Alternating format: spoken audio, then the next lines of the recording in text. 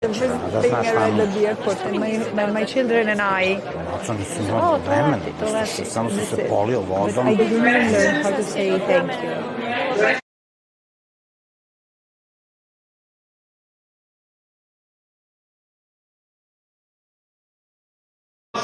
Do people understand English, or will be their translation on the screen?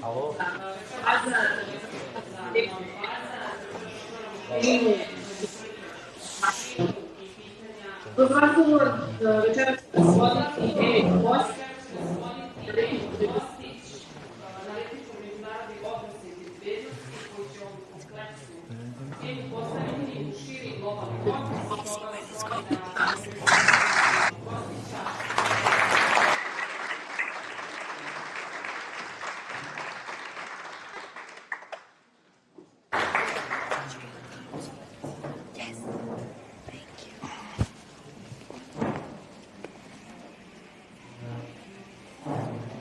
Njegova sagovornica večeras, po koje su svi ovde, je glas koji se čuje onda kada mnogi biraju tišinu. Imamo čast da ugostimo Francesku Albaneze, specijalnu izvestiteljku Ujedinjenih nacija za stanje ljudskih prava na okupiranim palestinskim teritorijama, glas koji u savremenim globalnim debatama insistira na odgovornosti, pravu i istini. Sa nama je osoba koja se nalazi u samom centru globalnih debata, koja govori onda kada je najteže i kada je najnepopularnije govoriti. Zato vas molim da ustanemo i pozdravimo Francesku.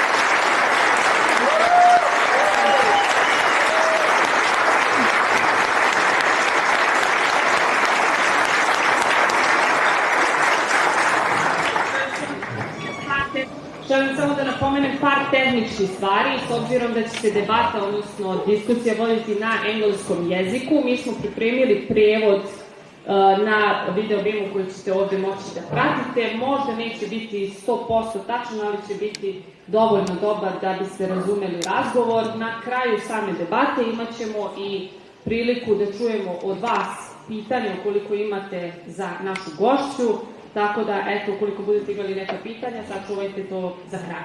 Hvala. Okay, so are we on now? I hope it is. So do you hear me all? Yeah? Okay. So this is the first time definitely that artificial intelligence is translating what we are going to talk. So yeah. Okay, so thanks to all of you and for all of you that come in such a huge number today, and I'm really extraordinarily happy because I'm here tonight in Novom Pazaru, in a city that I personally, first of all, recognize as a really city in the whole region of the Balkans, as a city who stood up for Palestine very fiercely and very, very vocally. And of course, I am super happy and honored to have the opportunity to have a conversation tonight with Francesca Albanese, as we already heard, one of our, definitely one of the most important voices today regarding the Palestine. And so I would definitely begin immediately because we are already 25-30 minutes late. So Francesca, I don't know, in the very beginning I think that maybe it is best that we start with a question regarding before we continue to more specific, let's say, questions that if you can, could you briefly give us some kind of overview what is going currently in Gaza, and also what I'm interested if you can share with us, because we know that you are banned from entering the Palestine, so how you are gathering the informations and everything what you're using in your reports. Yes. Can you hear me? Hello? I think, yeah. Just a second. Good evening, everyone, and thank you, Novom Pazaru, for welcoming me in such a warm way. I'm really touched.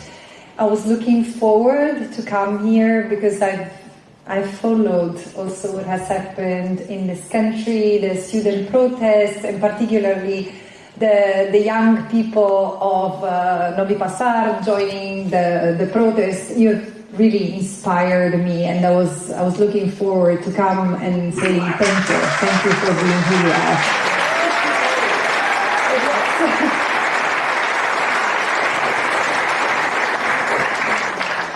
The situation in Palestine is catastrophic. It's beyond words can say. I don't think that in any language, not even my own language, I have the words to describe what human beings have done to other human beings. Because this is what we need to see today. This is not a religious war. This is not a political war. This is just the failure of humanity in its entirety. And we will have the chance to elaborate upon that. But right now, if I had to take a photography of what is happening on the 900th day of genocide, and we will return to this, and I can explain better why what's happening in Gaza today is a textbook case of genocide, what's happening in Palestine, not just in Gaza. But Gaza, after 900 days of relentless bombing, a sniper fire, is destroyed. Gaza is gone. Gaza doesn't exist anymore. Yes, it can be rebuilt, maybe, although the land has been made so toxic that it's very difficult that anything healthy can ever be harvested again and picked again in Gaza. But meanwhile, Israel continues to control the Gaza Strip. It has occupied nearly 60% of the land, and the population, the genocide survivors, are camped on a piece of land between the beach and what has been destroyed. There are no more homes left in Gaza, not in a significant number. 70% of the homes of Gaza, of Palestinians in Gaza, have been destroyed. They don't exist anymore or are inhabitable. And Israel, over 900 days, has destroyed all universities, all churches, all mosques, or all sources of livelihood. It has uprooted life, and it's a shame. It's a shame that some people have the courage to say that there is peace, because since that obscenity that they dare to call a ceasefire entered into force, 650 Palestinians have been killed in Gaza alone, by bombs or sniper fire.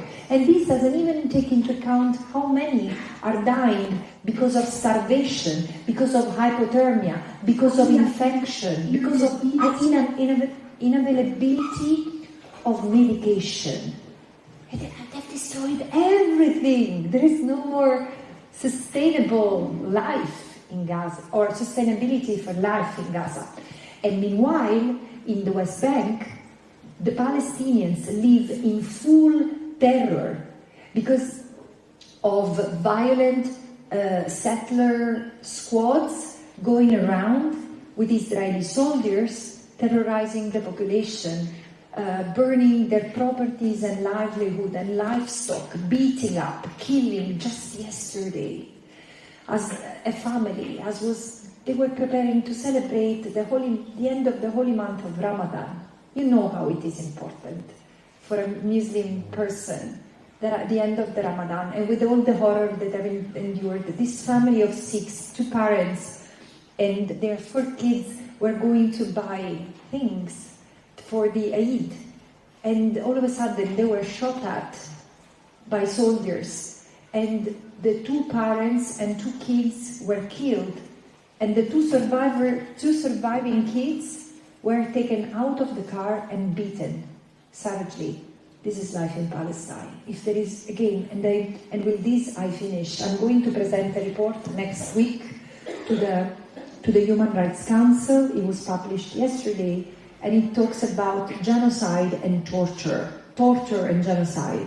I say, normally we tend to think of, wrongly, of genocide as killing. It's not the numbers of the people killed that makes a genocide. It's the intention to destroy a group as such.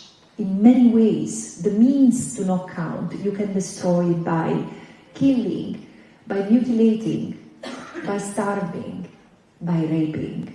And the torture that the Israeli soldiers have used against the Palestinians for the past 900 days is the trademark, or the hallmark of this genocide against the Palestinians. This is where we are. Okay, thank you, Francesca. Now, I suggest that we move on to, as I said, to maybe more specific some questions and topics, because definitely you are coming from the international law perspective. I'm interested now, if you take into account that international law has some kind of roots, or let's say was developed alongside European colonial expansions. So do you think that that limits its reach, especially in the case of Palestine international law? Okay, let me start by saying that I'm not against the idea that international law as it is was born and was influenced by colonial Europe. Of course, because when the United Nations, when the organization that today is made of 191 states, started operating, it was the representation of mostly colonial powers. There were 51 to 53 states between 1945 and 1948, which is 1/4 of the states that exist today within the General Assembly. But international law has evolved, especially human rights law, and I object that human rights law is a Western product. Because if we accept this, we, first of all, forget how much the Global South has, and not just the Global South, the non-aligned movement of which former Yugoslavia was part.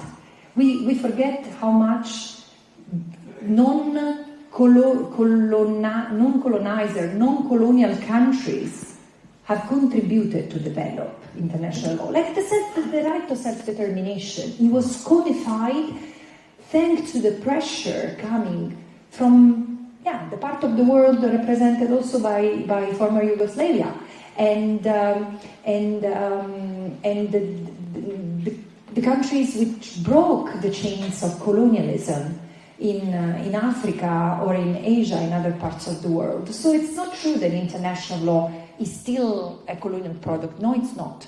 And also, human rights are really universal in principle. I mean, the right to life is equal here as in Malaysia or in South Africa. The right not to be tortured is the same. So this is why I say ask. Of course, there are then cultural differences, but this is not enough to say that human rights are not universal. But then and the thing is that international law is made of norms and institutions. I am often asked, what do you think, how does international law see what's happening? International law has no eyes. We have. The United Nations as an organization might have. And the institution is in deep crisis, for sure, but not international law. And can I explain why? Because never before, people have globally moved to defend certain human rights, like the right of people not to be genocided, This is the first genocide in human history that creates a global movement, a global conscientization that something is deeply rotten in our. So it's a moment of transition. It's a moment of historical acceleration that tells us that something is not working. Is not working, and we need to change. And what do people? It's interesting to ask this question in this country. But what do people do when they discover that the system is corrupt? They protest. They unite. They stick to one another. They help each other. And there is something so beautiful. Sorry, I mean, for those who have listened to me repeating these days this over and over, but there is something so symbolic that has happened in this country, and those of my age and above should really thank the young Serbs in this country. From Novi Sad to Novi Pazar, and from Novi Pazar to Novi Sad, this country has inspired so many others, because the fact that the students for over 1 year were taking it on their shoulders and protesting. Okay, so, I mean, this is to you, not to me.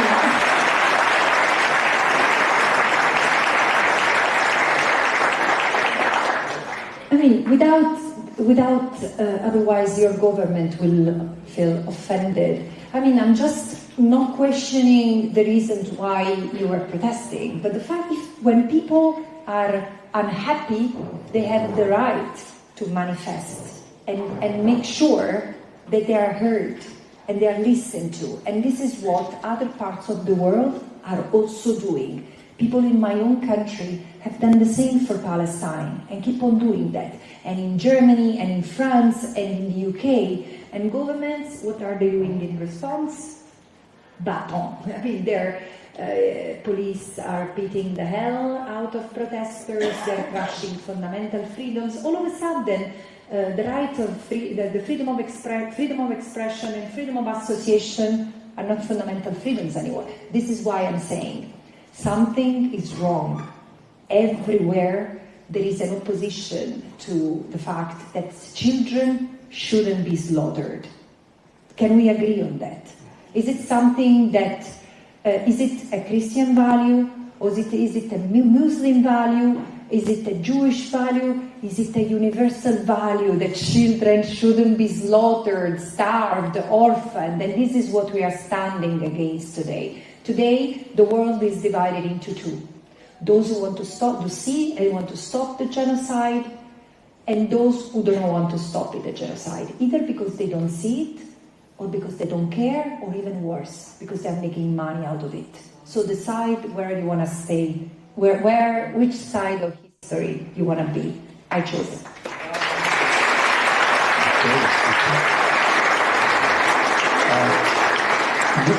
You touched upon, let's say, you just mentioned briefly the United Nations, so I will just focus a bit on United Nations.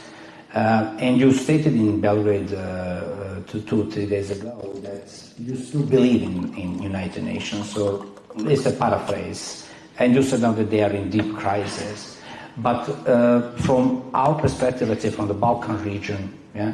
So we know from the 1995 and genocide in Srebrenica that the Dutch battalion was under the auspices of United Nations, failed to protect the people, Bosniaks, in that moment.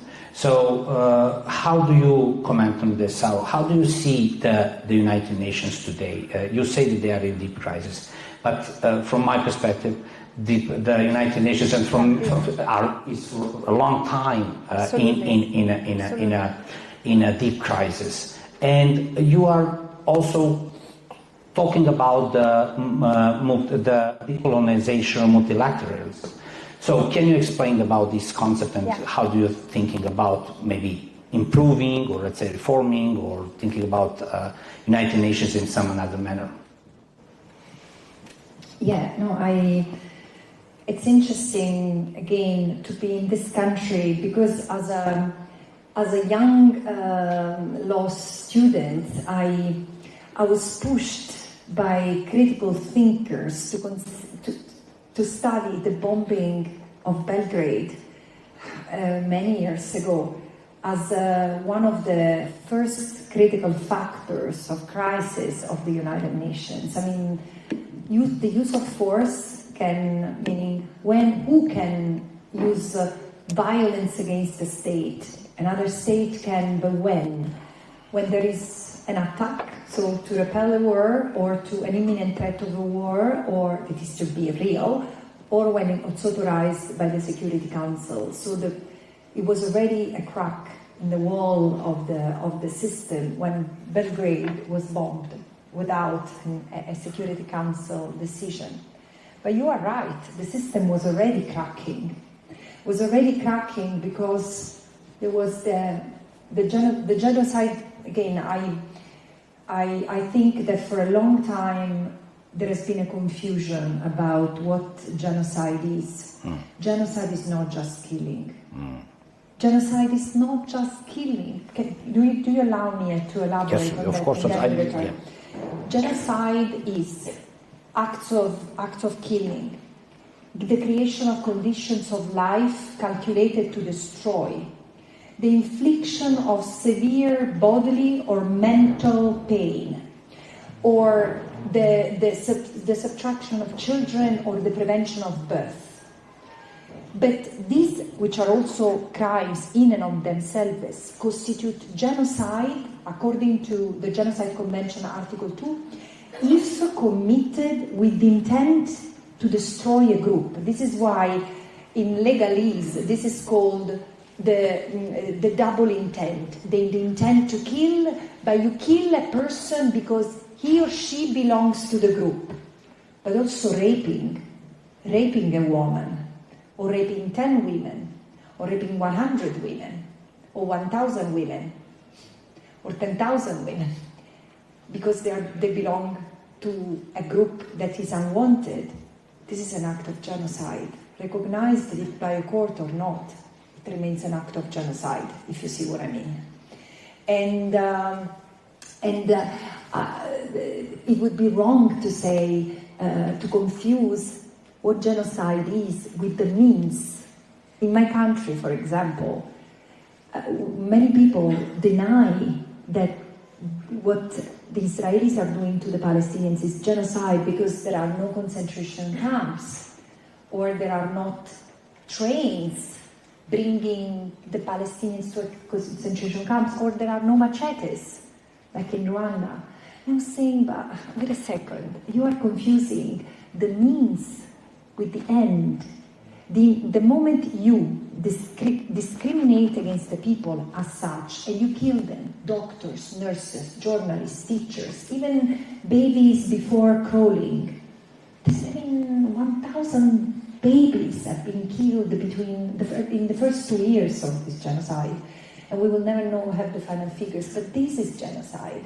And this is not the first genocide that the United Nations sit idle, but while it happens. The one in Srebrenica, but I would say the one in Bosnia in general, because many acts of genocide, as I was saying, rape was not considered, not even, it's bad, but rape is an act of genocide if committed with intent to destroy. And the rape is a destruction of a woman's world or a man's world. And I know that because I've studied torture committed against hundreds and thousands of Palestinians in the past 2 years. This is what my new report is about.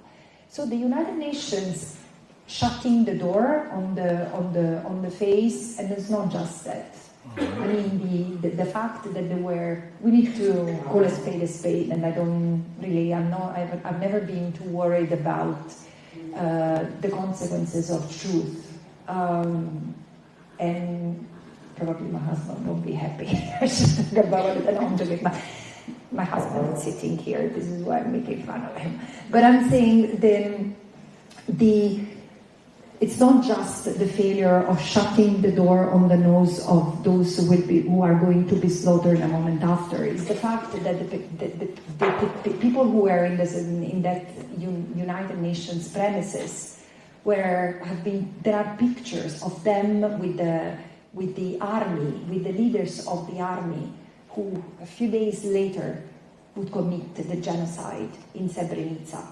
So, and there has not been accountability. What happened to those generals in the peacekeeping mission?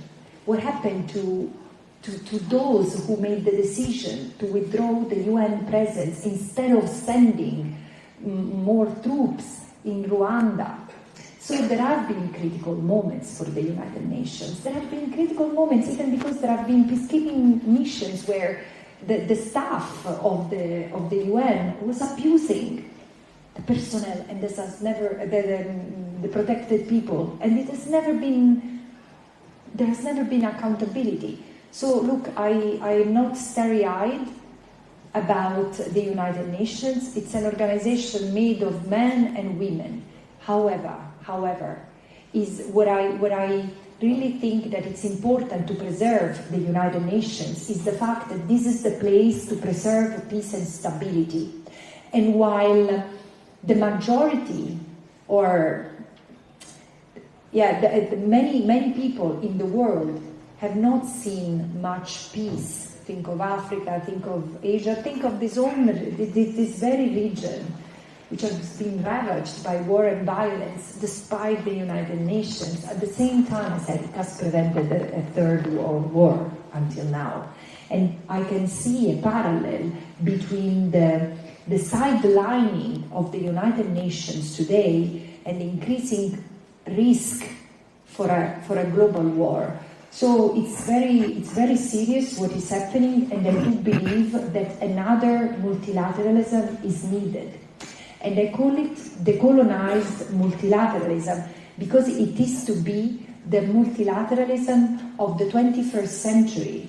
While this one, the United Nations that we have today, reflects the post-World War II order, where we had 53 states out of 193.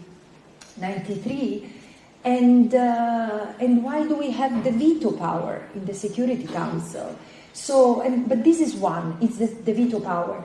The other thing is that this is why I talk of decolonized multilateralism as a system of values that is not just informed by what is just for Western countries, this obsession with democracy, and not because democracy is not fundamental. I do believe in democracy, but democracy means first and foremost pluralism, means something that is not just procedural, it's not about casting a ballot, means protecting minorities. Otherwise, you know what the risk is that instead of democracies, what we are talking about is the Israelization of our societies. Because in fact, Israel has been a model for Western democracies. Why? Because they say, oh, this is the only country in the Middle East where people can vote. First of all, it's not true, because in Lebanon, like it or not, people were voting. But the point is not casting a ballot. The point is being a substantive democracy that protects minorities. And look at what Israel does to the minorities. It has, in fact, it's not even minority, because between the river and the sea, there is Israel, and there is the territory that Israel occupies, where the Palestinians live, Gaza, West Bank, and East Jerusalem, and they have no rights. Is this the democracies that the Western world wants? Not the citizens of the Western world. And this is why it's time for a decolonized multilateralism that is also inspired by other values, by the Asian value of unity in diversity, where you can have a state with thousands of nationalities, or the value of Ubuntu, coming from Africa, I am because you are, or why not? The value of Sumud, that comes from Palestine, but it's similar to other places in the region, where it's about steadfastness. I resist, I'm resilient, and I will not move. Like the olive tree to the land. This is what I mean by decolonized multilateralism. Yeah.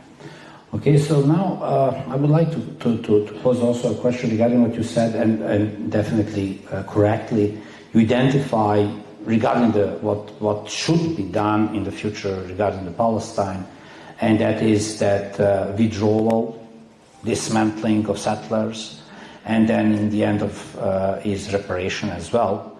But many people ask the question: who can enforce this, especially in these kind of the circumstances that we are witnessing today? So, what is the realistic path that we can, let's say, expect, or let's say, hope for that this comes to truth in reality?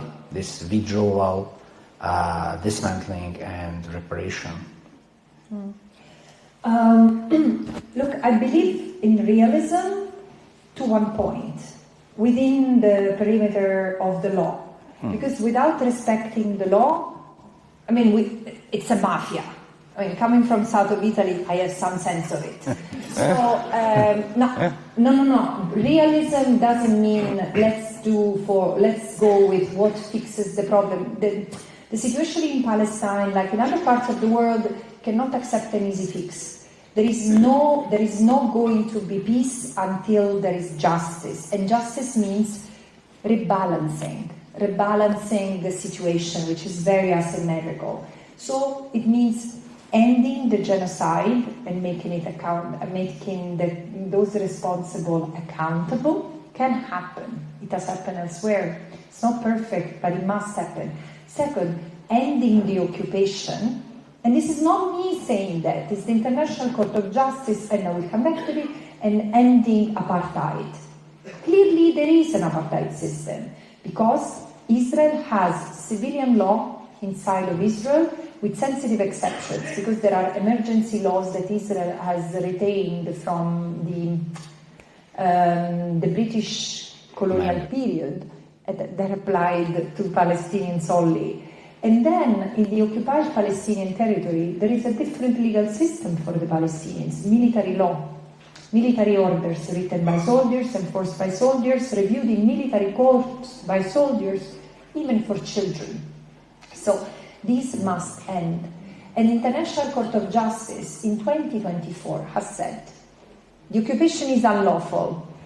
And it's not unlawful because it violates the rights of the Palestinians here and there.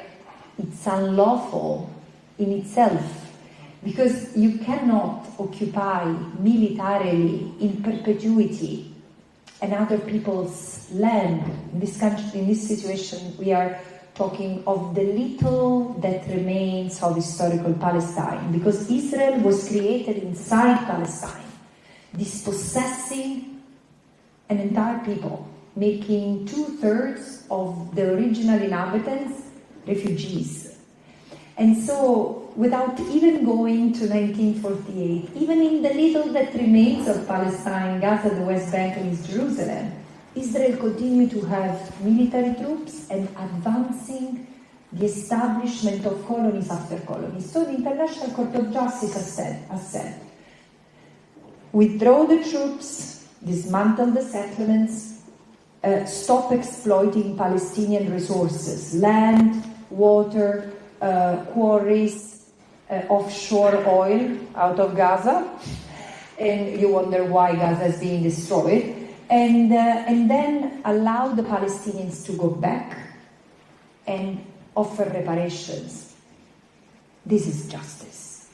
And I don't think that it's possible to compromise on that. So it's very stupid and hypocritical that member states, especially in the part of the world I come from, continue, not my country doesn't even recognize the right of the Palestinians to have a state unless Israel approves it. We are really beyond in my country. But however, there are Western countries saying there will be peace when there will be a state. No, it's wrong.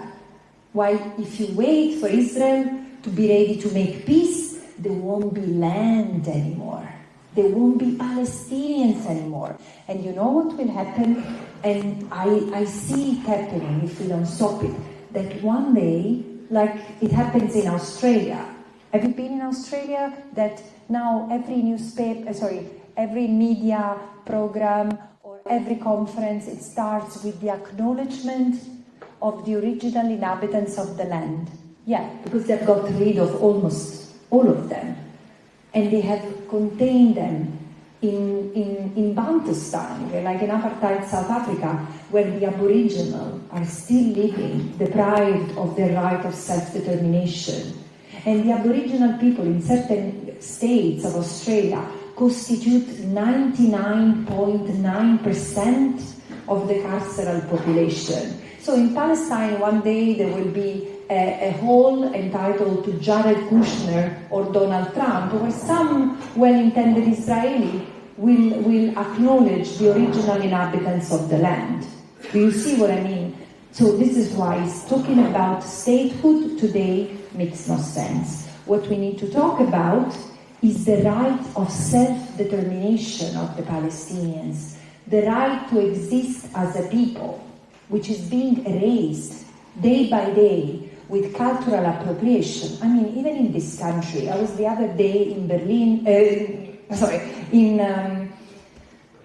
Belgrade, and I discovered that in the beautiful venue that was hosting us, every year the Israeli embassy provides funds to have the Falafel Festival. So let me tell you, dear friends, that you are contributing in erasing Palestinian culture by supporting Israel's cultural appropriation, because if there is one thing is true, like the olive trees and the za'atar in Palestine, is that falafel is Palestinian and not the typical Israeli food. So,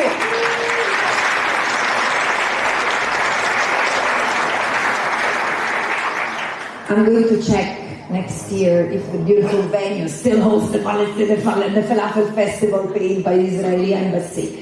But this is the thing, I mean, Serbia seems to be the perfect example, because even more than in my own country, you have the Israeli embassy sponsoring activities. Do you think that this is not influence?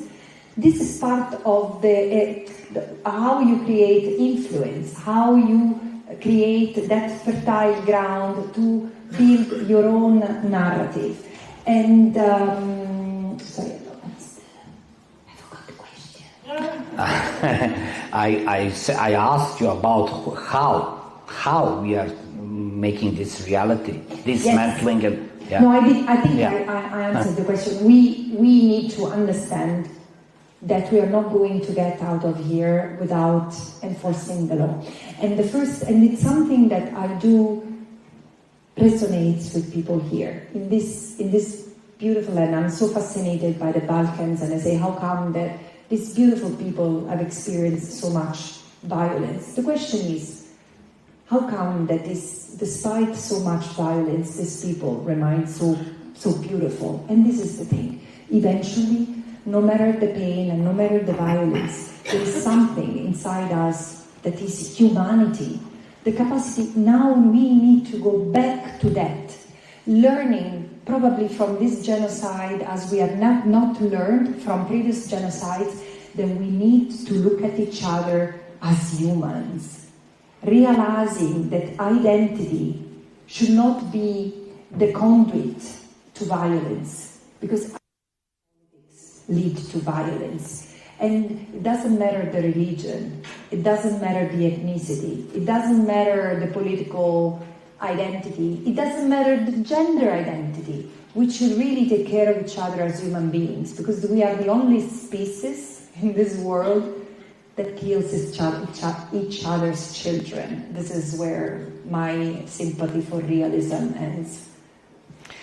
Yeah, but now I will a bit push back now, because you said now in the very beginning of your answer that we have to restructure. The first thing that we have to have is restructuring of the power.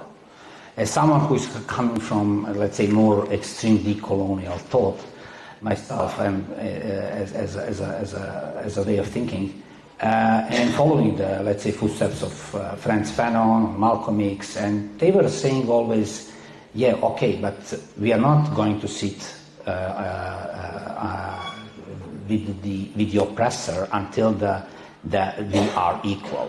So what do you think about this tension, about restructuring the power, but solely basing of, they are saying we have to engage in some kind of a, let's say, physical answer, or let's say some military answer or whatever, but that we come to this restructuring of the power. Don't expect answers where you don't have you don't ask yourself the question, because you want me to answer on violence.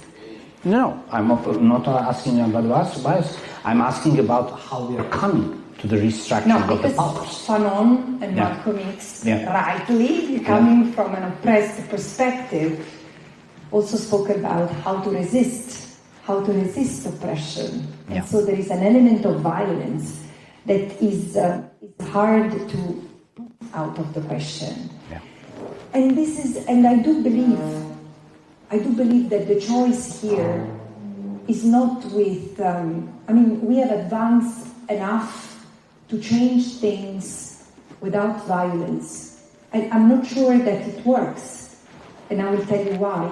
But what I've seen people doing in this country, what I've seen people doing in Palestine, resisting every Friday the occupation, instead of or after going to the mosque, going to oppose yourself, put your own body in front of soldiers so that they stop taking your land, so that they stop building the wall.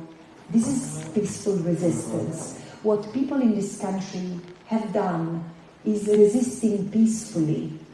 What people in my own country, the workers, the dock workers are doing is resisting peacefully.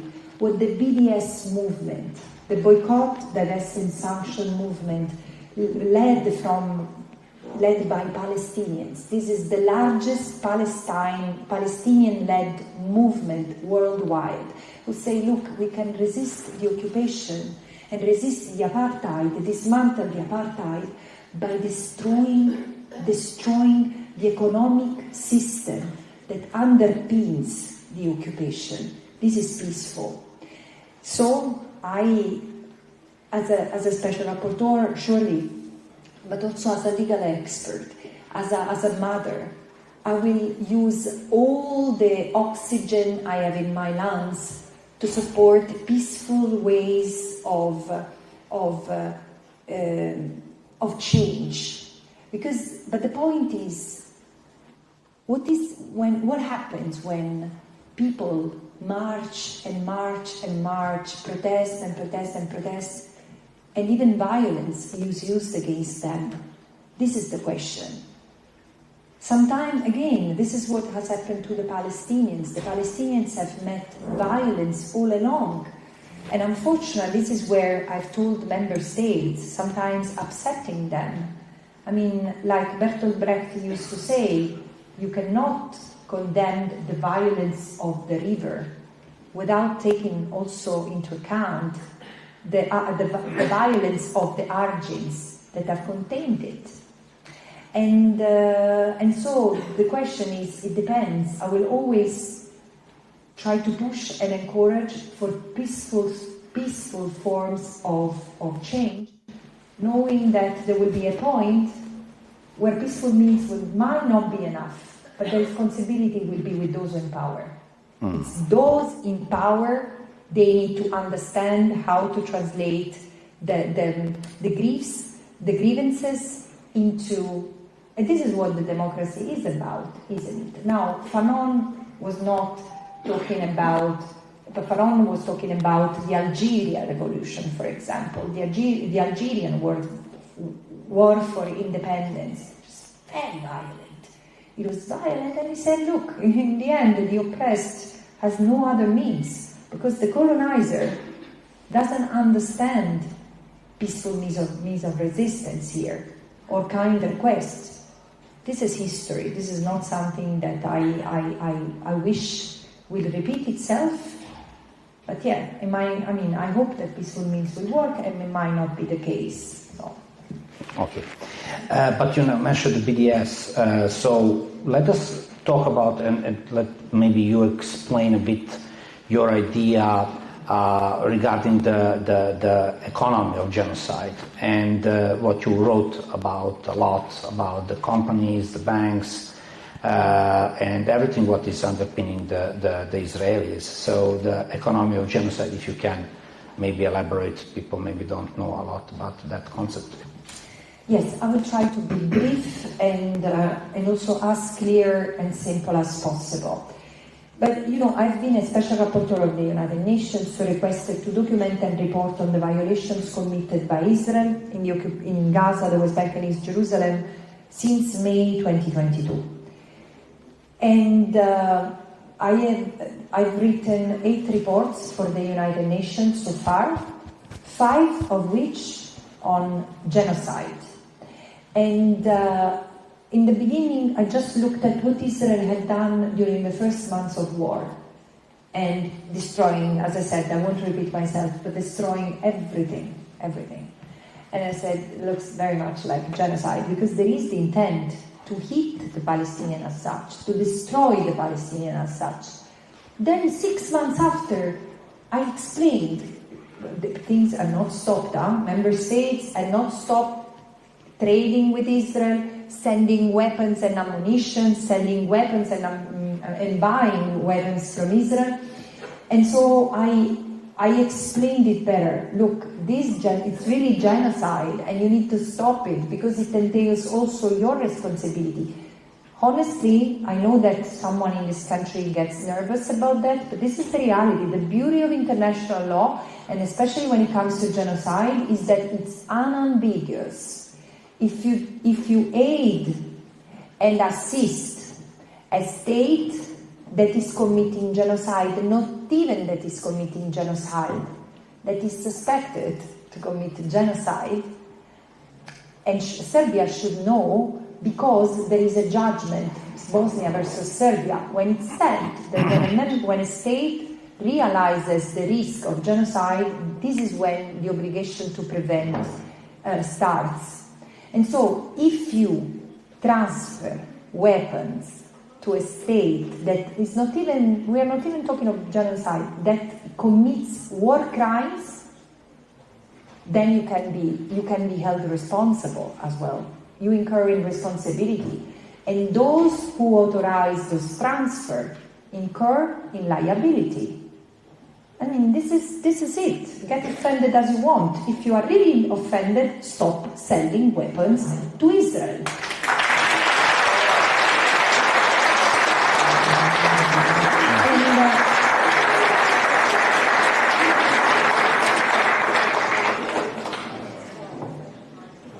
And this is the thing. It's not that countries do not know.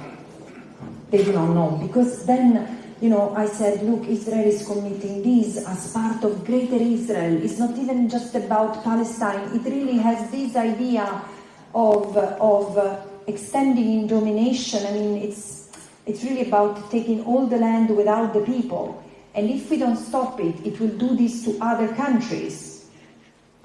And then I kept on wondering, how come the member states do not stop it? And for 1 year, I've investigated member states' conduct, and I said, this genocide would have not been possible without member states selling weapons, buying weapons, developing technologies to kill and to spy on people. And I'm speaking slowly so to make sure that you have the time to read.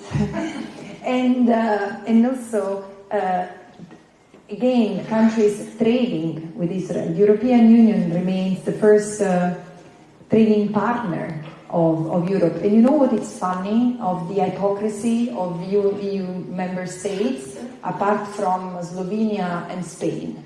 The rest, sometimes they condemn, they're so good at condemning, but when it comes to respecting international law and cutting ties, as they should, they forget.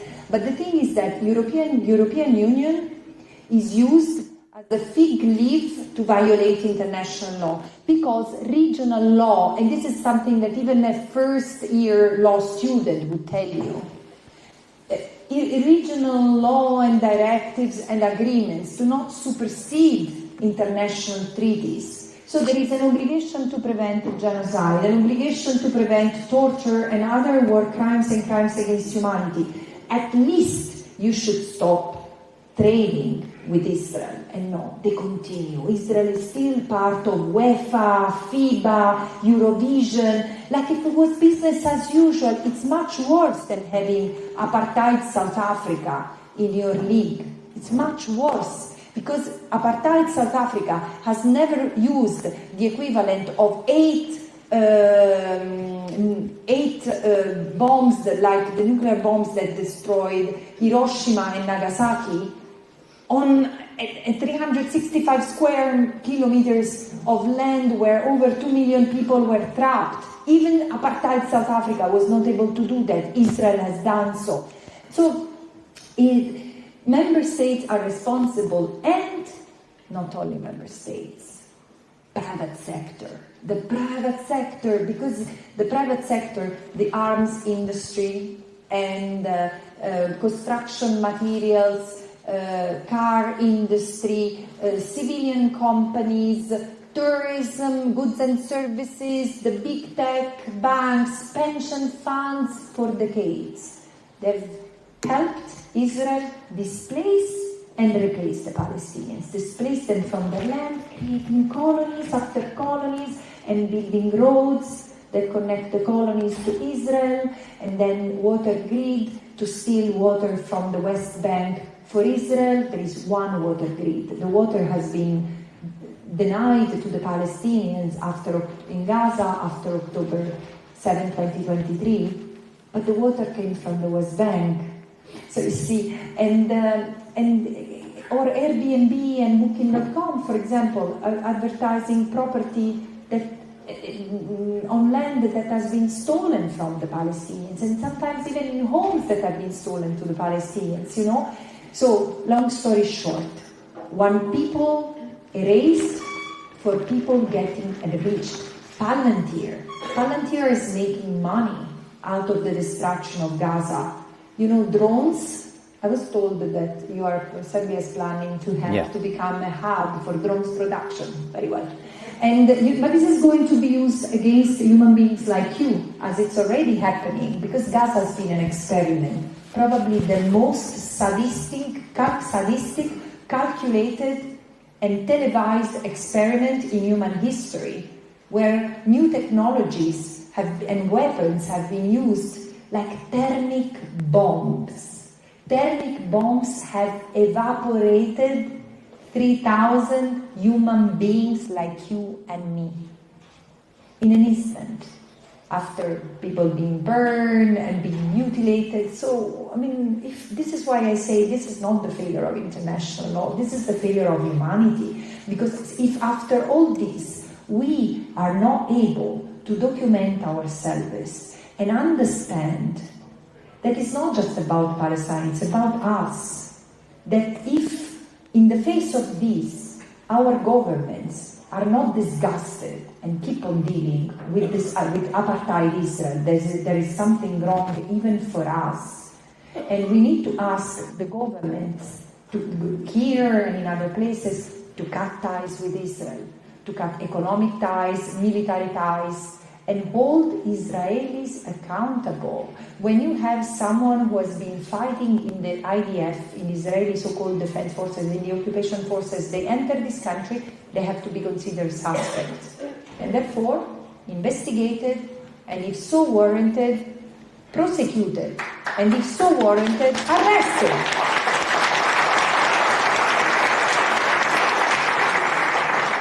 It's not that complicated.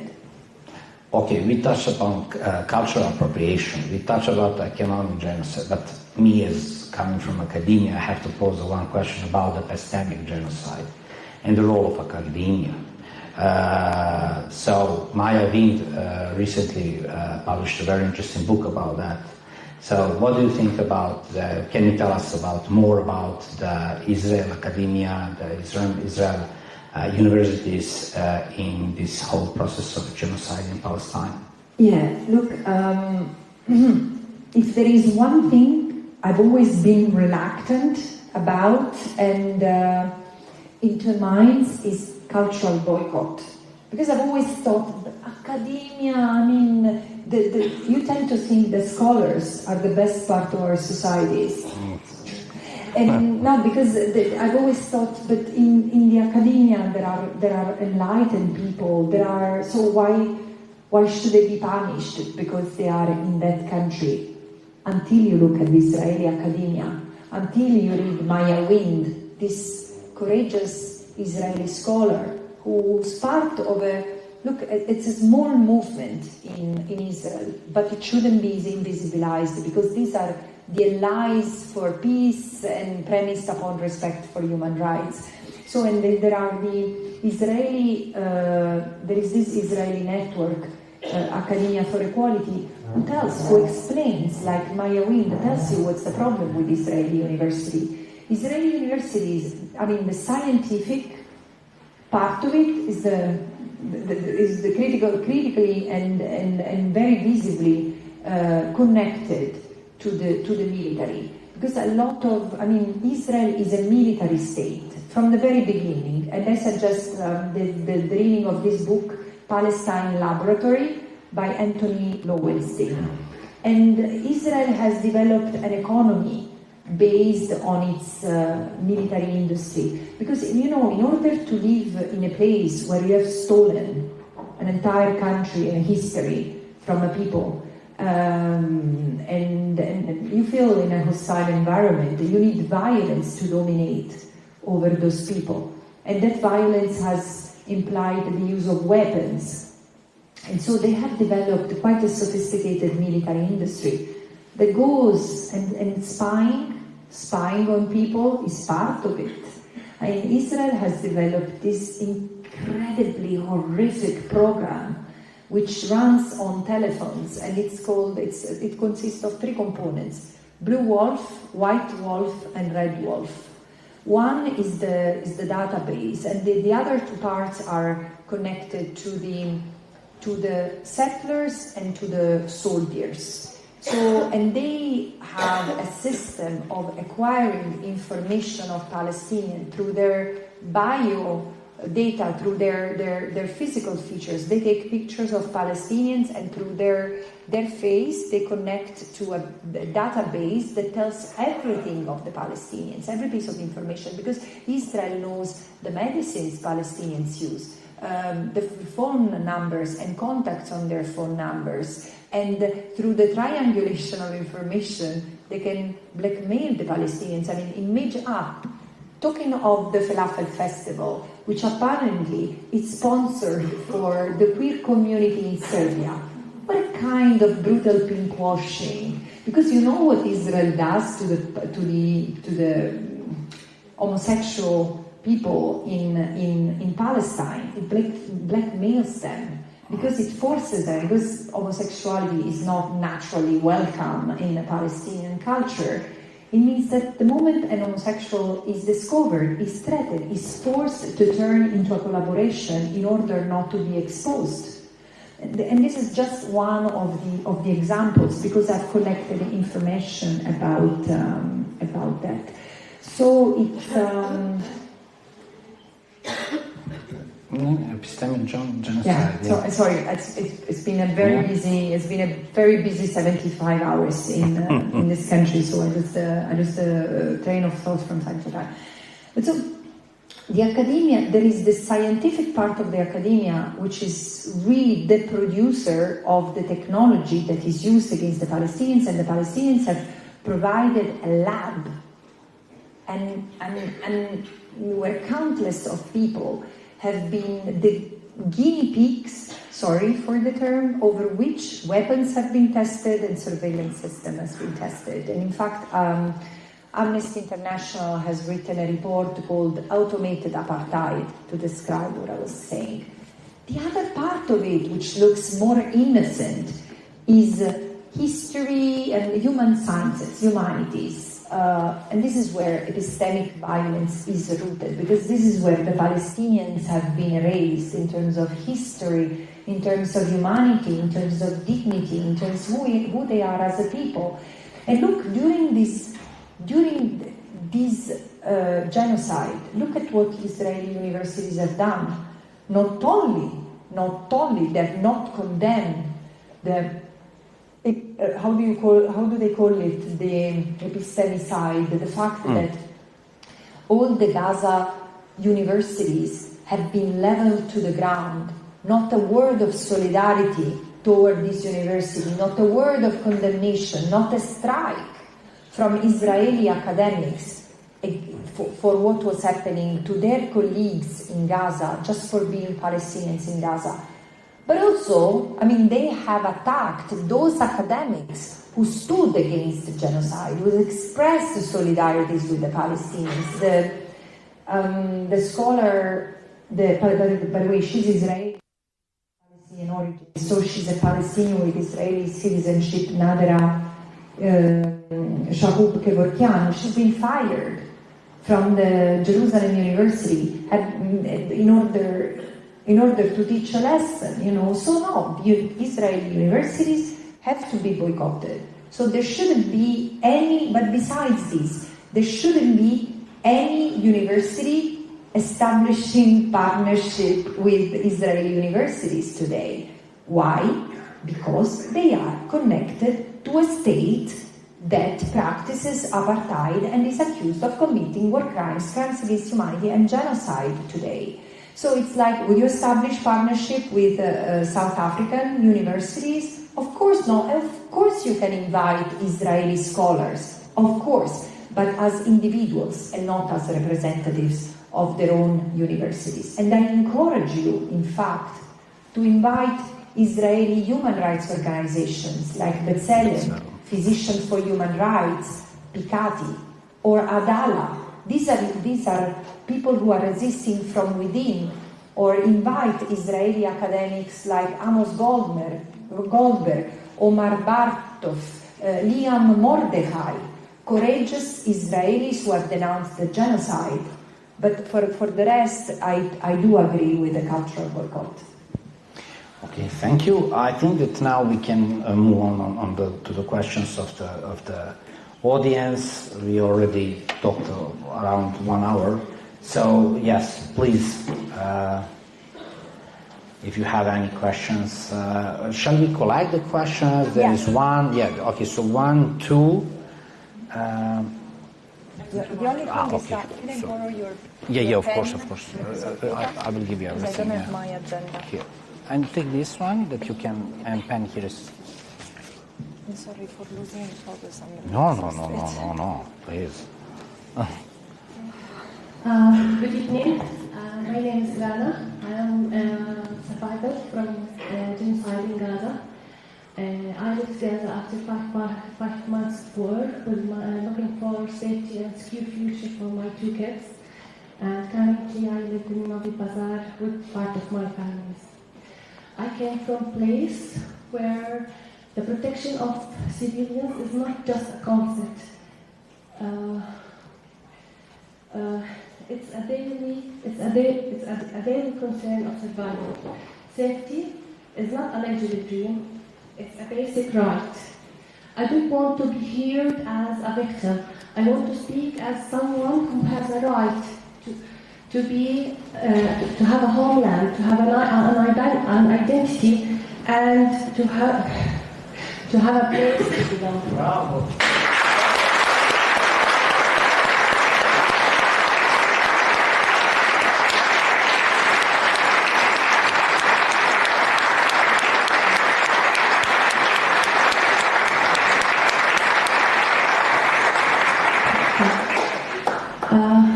In this discussion, my question, if international laws exist, if the reports are clear, and if the violation and injustice against Palestinians are well documented, why protection is still failed in reality? What is really preventing action? And beyond that, is that the absence of law or the absence of the will to apply the law? And beyond that, how can civil society move from sympathy to a real impact? At this point, I just want to mention also that as Palestinians, we are not just a number in that report. We really live in the consequences of that report and in a daily, in every single day. Thank you.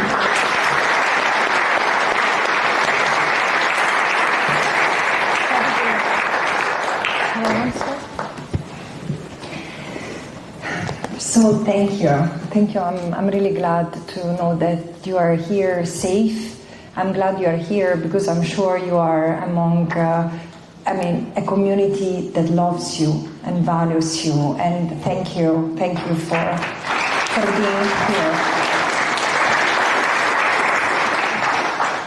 I like the fact that you introduce yourself as a survivor, and I hope that it's not lost upon those who listen to me that I rarely use the word victim. I speak of survivor, genocide survivors, torture survivors, and I always tell Palestinians, I'm sorry because we have not been able to stop it yet, but we will, and I keep on believing.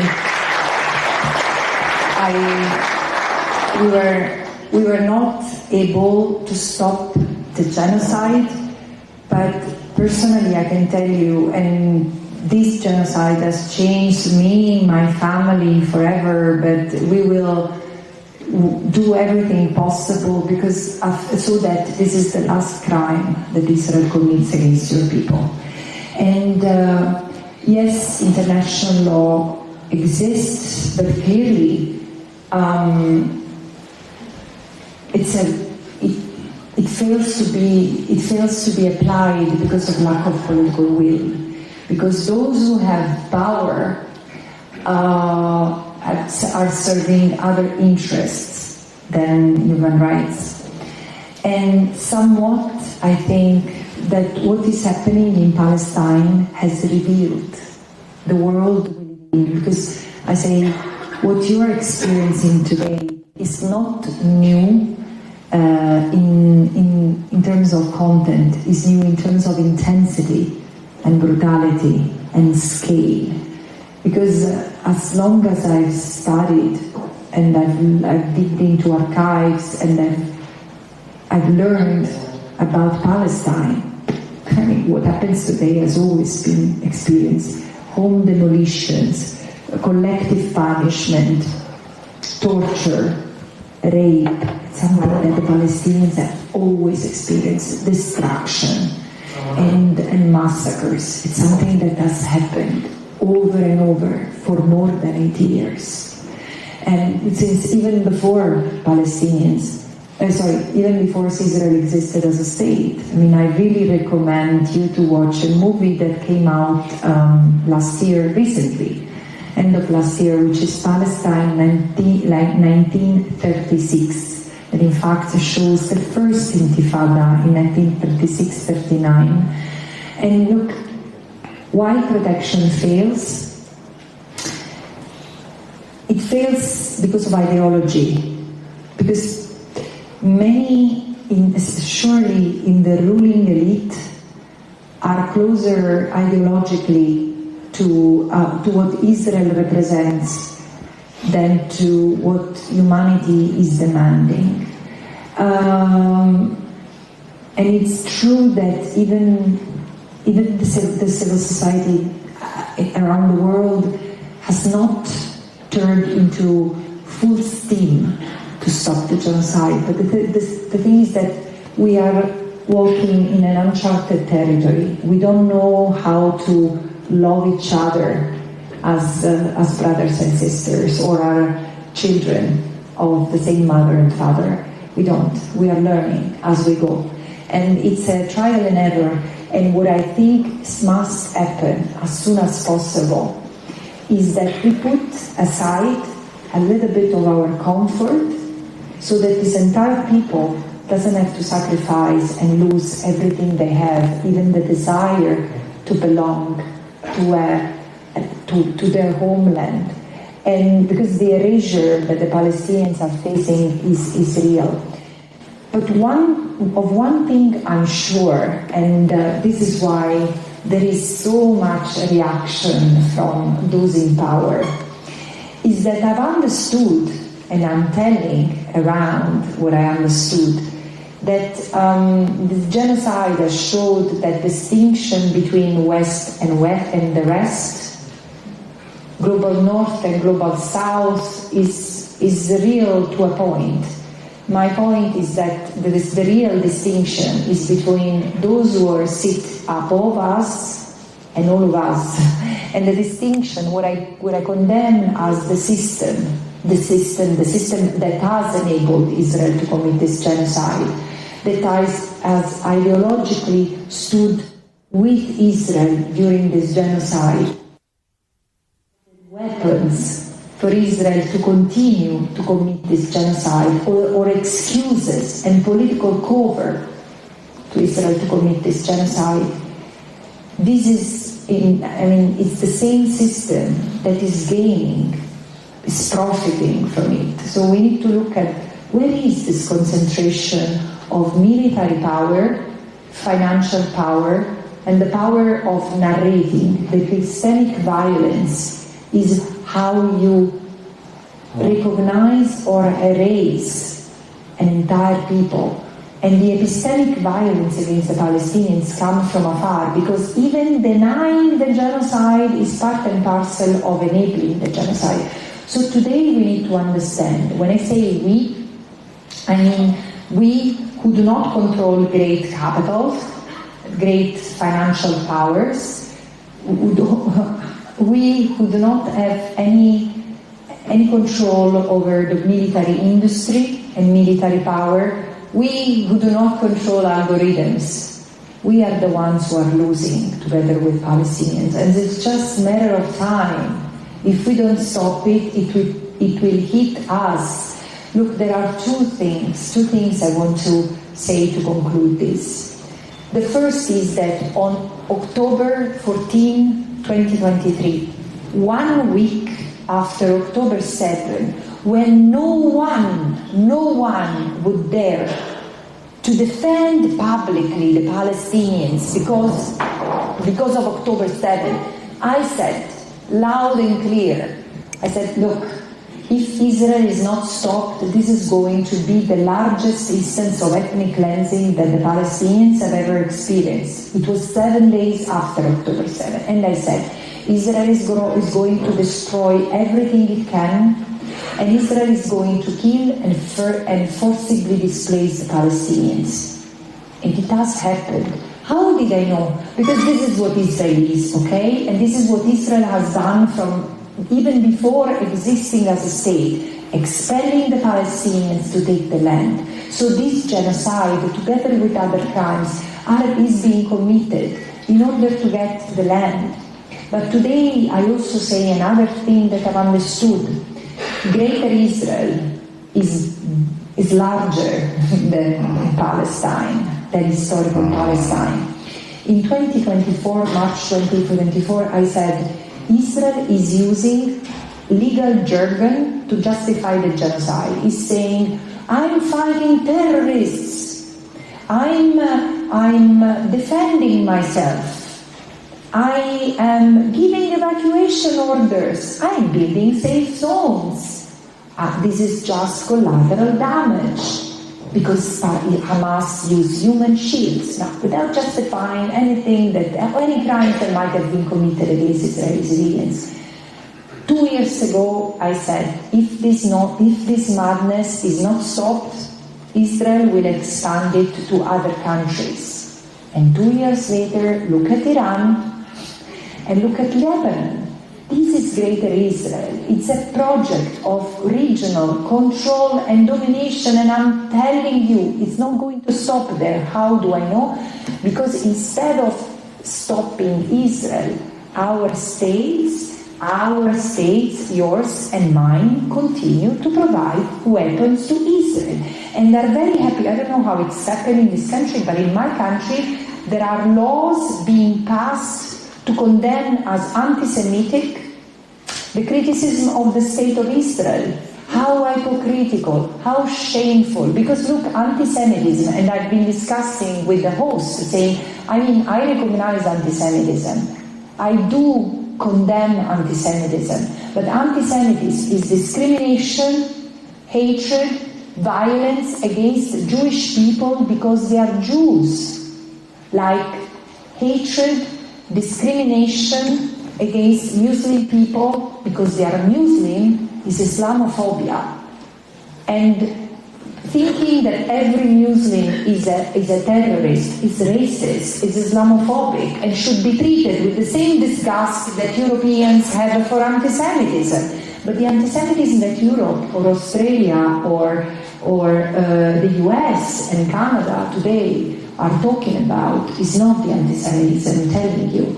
It's not the anti-Semitism that killed 6 million Jews during the Holocaust. It's another thing. Today, anti-Semitism is criticism against Israel. How convenient. So this is, you see, the problem is not the fact that we do not have law. We have law. It's the political will. The decision-making powers are not in the state, in the hands of the state, or in the hands of the people.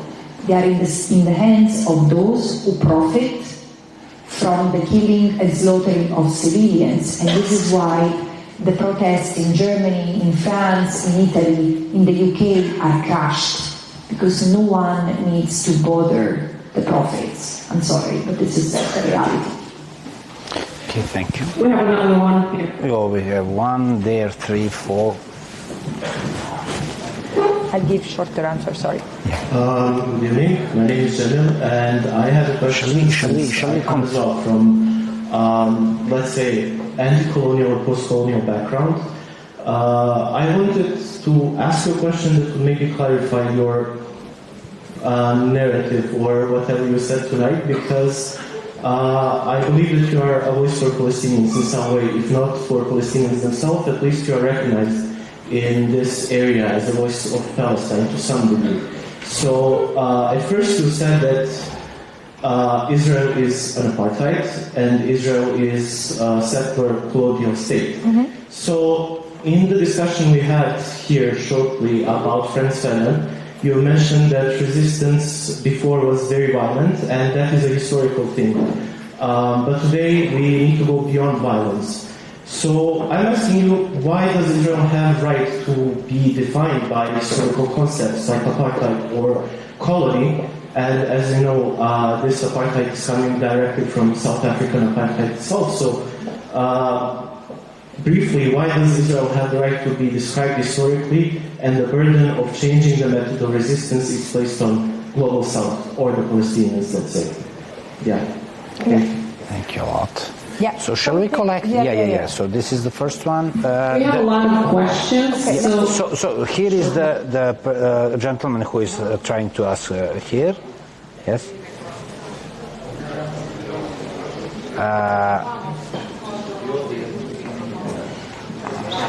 Here.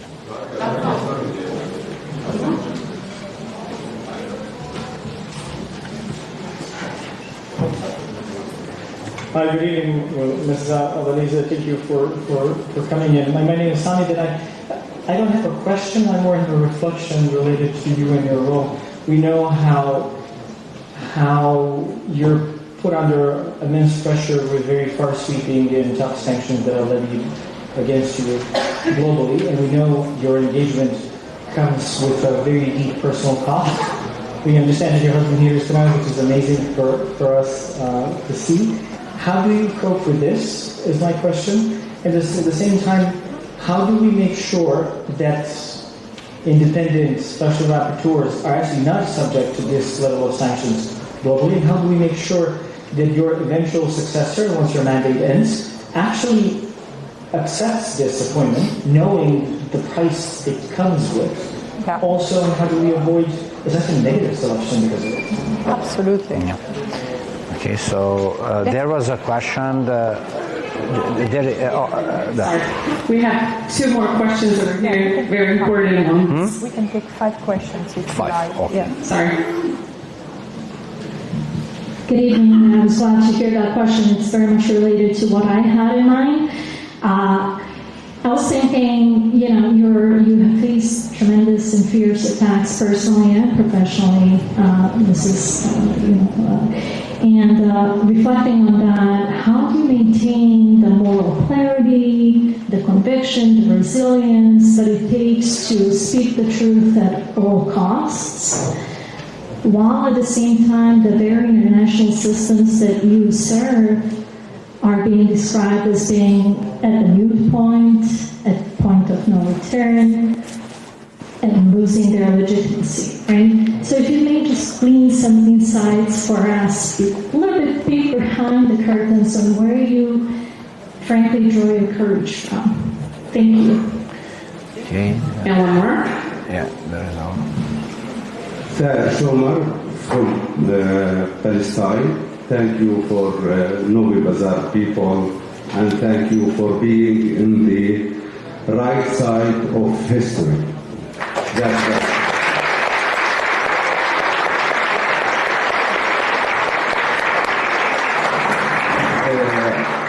I will ask two questions. The first one about the United Nations rules in the future, in the existence of Donald Trump Peace Council between two brackets.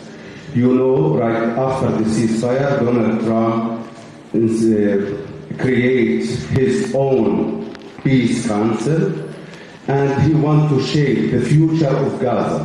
What about the United Nations? How the United Nations want to deal with these challenges way? Because, as you know, we live in a crazy war, like we sleep with one president of one country, and in the next day we find him as a prisoner in the another country. Because of that, we are afraid as a Palestinian about the future in the whole Palestinian territory in the light of the Peace Council which is created by Donald Trump, Jared Kushner, and Tony Blair. Another question, which about the right, or as one Palestinian member, I remember a lot about we have to bring Israeli leaders to accountable. We have to bring them to the international court. But we live 70 years, and our children, our women, burn alive without seeing one Israeli soldier, not a leader, bring to be accountable in any court in the world. How we want to believe in non-violent resistance, why we find that kind of behavior in the world. This is my question. Thank you.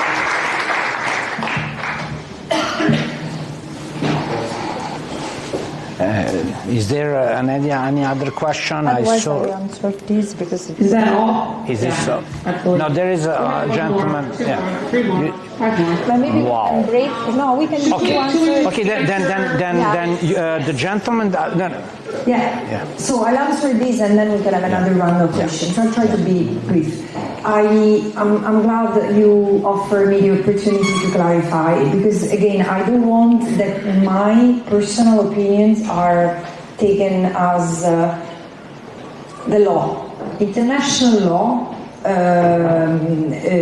contemplates the right to resist of oppressed people to regimes of domination. There is no question about that. So in international law, there is the right to resist, and which is also armed resistance. Not just that. The General Assembly recognized the right of the Palestinians to resist with all necessary means within the respect of international law, which means that civilians cannot be touched. This is the thing. I was not, first of all, I've always condemned, when I speak of October 7, what I say is that, and I'm asked to express myself on this, and I say, look, I condemn the violence and the crimes that have been committed against civilians. This is it. But the thing is that, sure, the right to resist is recognized in international law. The point is that we are not in the decolonization era. After the 9/11, I mean, not that member states have ever sympathized with the right to resist, honestly. The thing is that after the 9/11, the right to resist is interpreted as, the resistance is increasingly interpreted as terrorism. And I'm not saying that this is right. I'm saying that I do not see in 2026 the right, while it is a right of the Palestinians, the right to resist through armed resistance. I also know that the Palestinians have embraced peaceful resistance because they themselves understood in the West Bank, where they had the guns of the settlers, not just of the soldiers, all around. Right? The asymmetry of military power is such that you really think that the Palestinians will liberate themselves through armed resistance? You can believe what you want. The right is there. I simply think that I'm not sure where the Palestinians are going to go, but from an international point of view, as I said, resistance cannot result in killing civilians. But an illegal act of the resistance does not delegitimize the resistance. So the Palestinians continue to have the right to resist, while an illegal act of an illegal occupation keeps on rising the pile of the crimes that are committed. So there is no question that the Palestinians have this right, but more importantly, the Palestinians have the right to self-determination, to which the right to resist is the flip side. Let me explain. Every state, member of the United Nations, is sovereign and has the right to use self-defense, to invoke self-defense, so the right to use a war when it's attacked.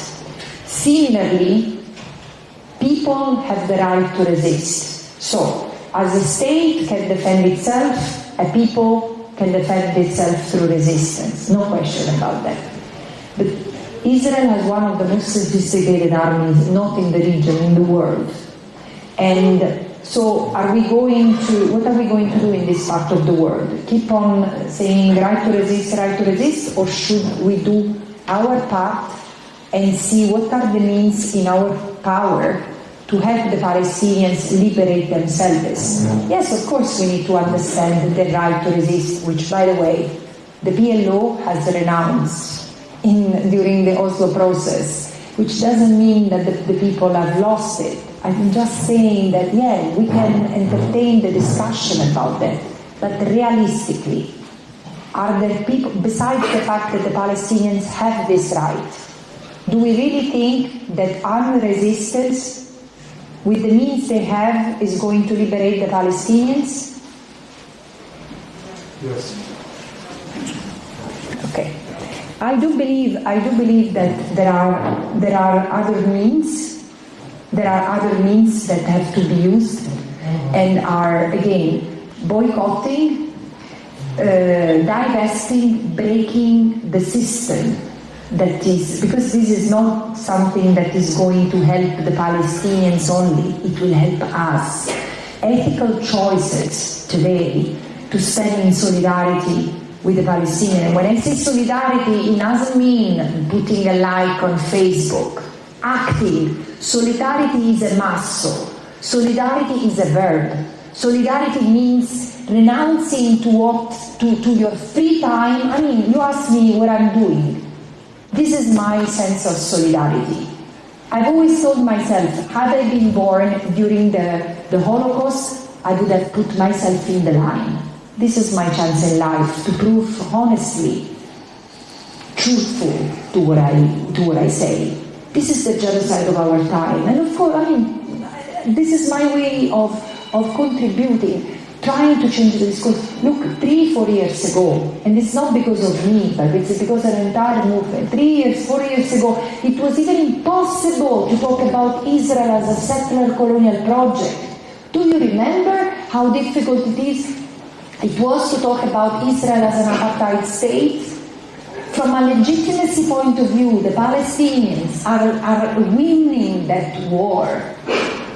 And the thing is that the Palestinians come from a very long history and trajectory of attempted erasure.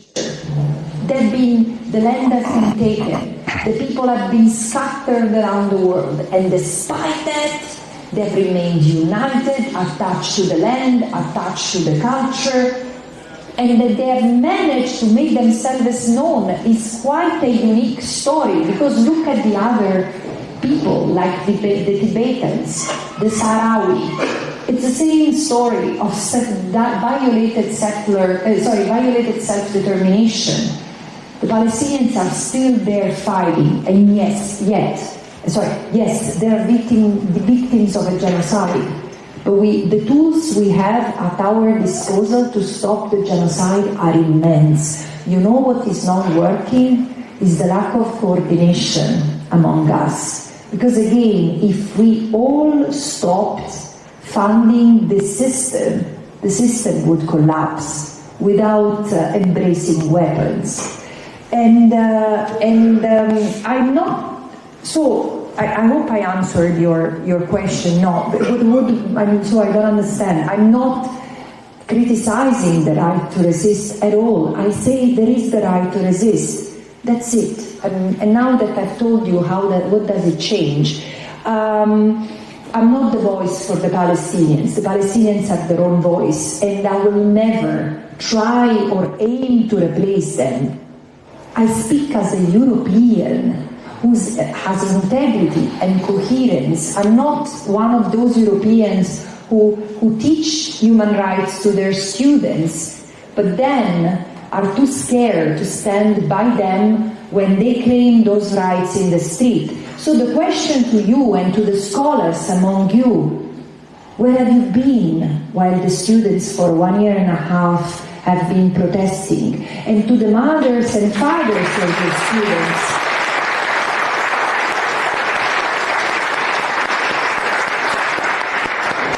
and maybe the students, and maybe the few hours I've spent in this country tell me that these students are just taking a break, are just resting and recovering from the long year of standing against the system.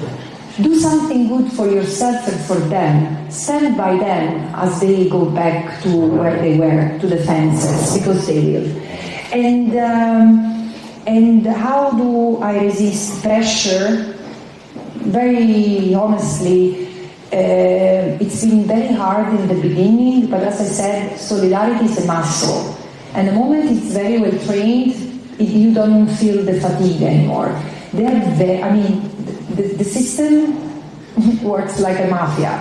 It really behaves like a mafia through intimidation, pressure. Mafia like the judges, the noble judges who lost their life to expose what the mafia is in my own country, saying that the mafia is not the business of thugs in the street, of just like street criminal organizations. No, it's a white-collar business. It's the collusion between those in power and the financial interests, economic interests, that makes the mafia powerful.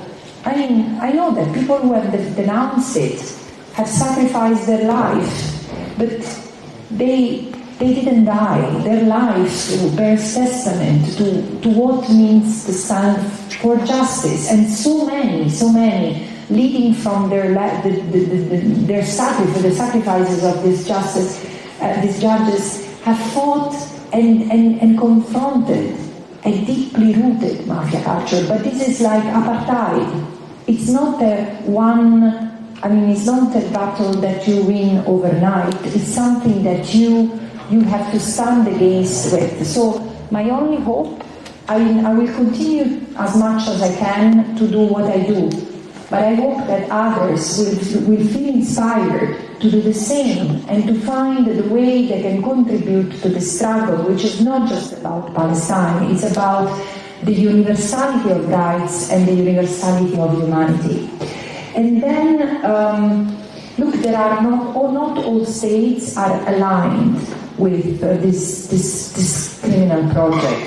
The Hague Group states like Malaysia, South Africa, Colombia, and other states have proposed measures. Stop selling weapons. Stop selling weapons to Israel. So you know what you have to do in this country.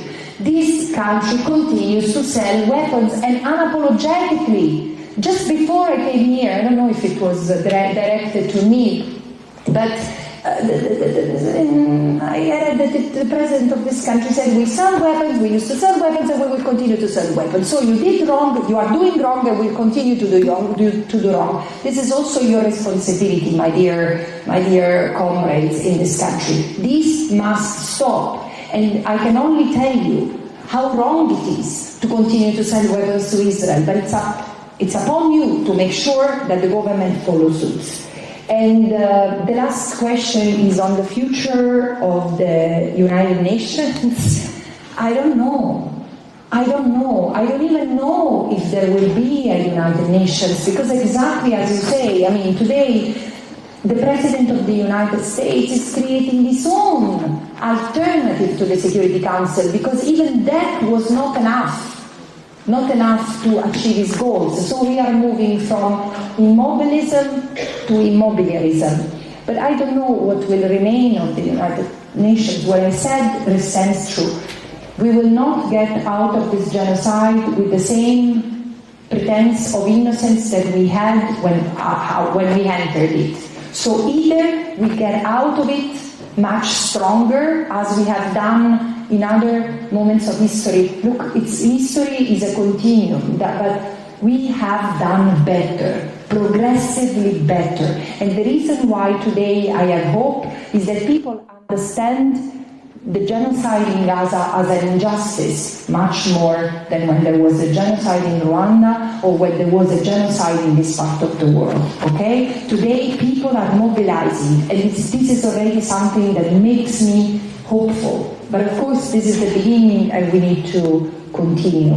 And again, I think I responded. I don't think that, who am I to say that the Palestinians should not resist? I will never say that. I will never do that.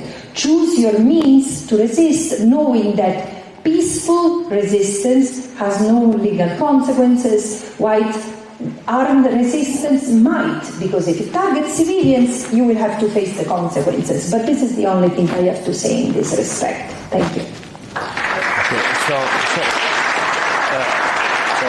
As I understood, we don't have time for, the organizer said that this is, unfortunately, we don't have time for another round of the questions. But I would like to say that you have the opportunity to buy the book by Francesca Albanese that is published in Serbian, so it is sold here. So you can buy it, and also from the deepest part of my heart I want to thank you all. Novi Pazar is really a remarkable city. Thank you. Thanks, and thank you, Francesca. Želimo da se zahvalimo i organizatora na ovom druženju. Znamo da je 2 sata bilo premalo, ali hvala vam još jednom. I know when I'm tired. No, it was great. I'm just sorry that we didn't have the opportunity to finish all the questions, because there was 5 or 6 questions more. It's okay. But okay, of course. It happens. Yeah. We have another. Oh, thank you.